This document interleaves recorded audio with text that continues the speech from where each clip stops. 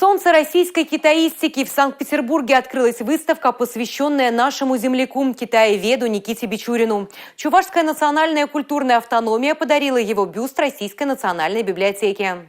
Никита Бичурин оставил богатое наследие. Научные труды по изучению языка, местных обычаев, традиций и истории народа Китая. На витрине выставки можно увидеть ценный экспонат – личное дело Бичурина. В свое время он был здесь почетным библиотекарем и составил библиографическое описание многих книг на китайском и маньчжурском языках. Для нас он очень важен тем, что не только оставил труды, которые хранятся в Российской национальной библиотеке, которые изучаются сегодня, кстати, и учеными, исследователями Китайской Народной Республики. Они знают прекрасно нашего Никиту Яковлевича, знают его труды, и до сих пор он вызывает интерес. На выставке представлены издания знаменитых работ Бичурина на русском и китайских языках. Посетители могут познакомиться с его книгами о православии в Китае и переводами христианской литературы. Теперь среди этого наследия стоит и величественный мраморный бюст.